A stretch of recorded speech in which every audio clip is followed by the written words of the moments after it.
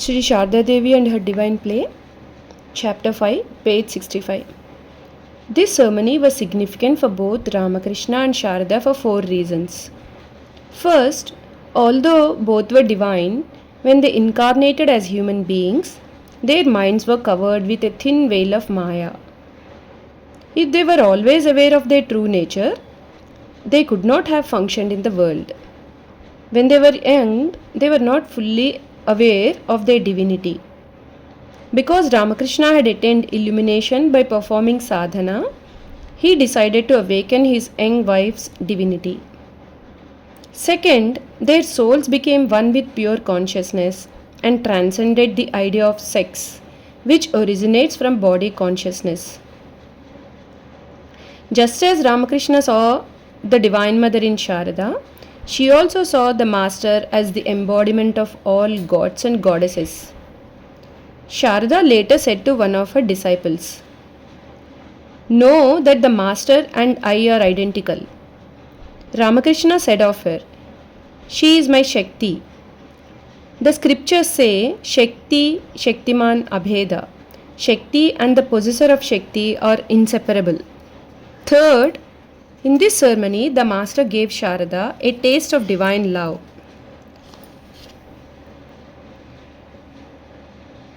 By worshipping Sarada as the goddess Shodashi, Ramakrishna paid the highest respect to all womankind. He then empowered Sarada to teach the motherhood of God after his passing, thus demonstrating that women are not inferior to men. They can also be world teachers. Fourth, Ramakrishna offered to Sarada the results of his many years of sadhana. By doing so, he empowered her to conduct his ministry without her having to practice those sadhanas herself, and he made her the full partner in his spiritual glory.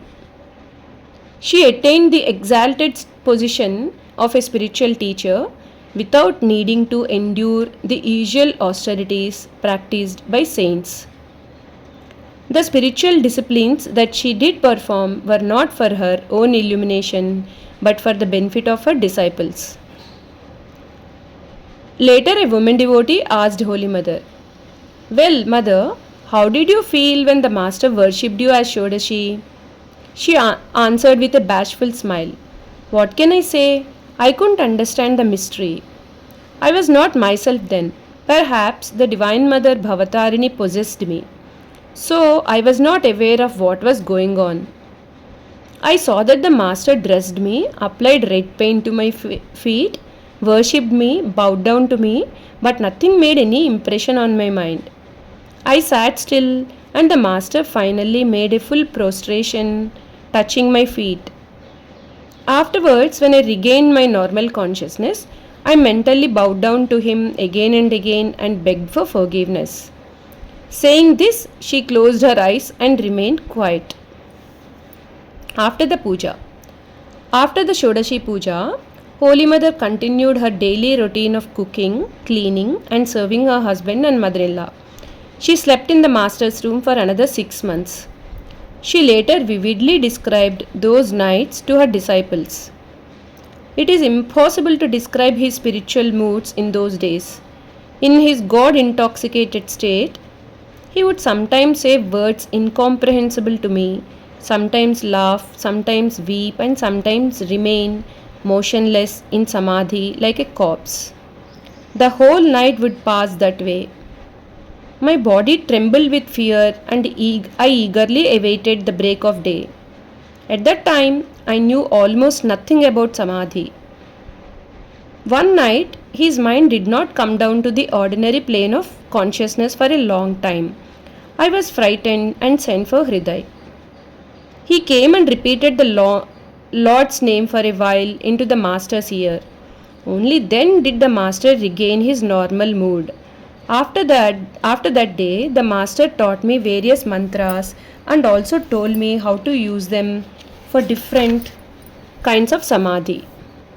Thus, I gradually got rid of my fear and also succeeded in bringing his mind down from samadhi. But as I did not know when he would go into Samadhi, I kept awake all night. Coming to realize my plight, he asked me to sleep in the Nahabat. There are two Nahabats in the temple garden of Dakshineshwar. One in the south, the other in the north. Holy Mother lived with her mother-in-law in the northern Nahabat, Chandramani staying upstairs and Holy Mother downstairs.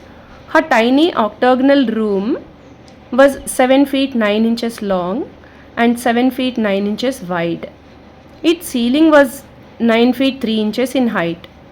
Its door was 2 feet 2 inches wide and 4 feet 2 inches high, too low for Holy Mother, who was approximately 5 feet 6 inches tall.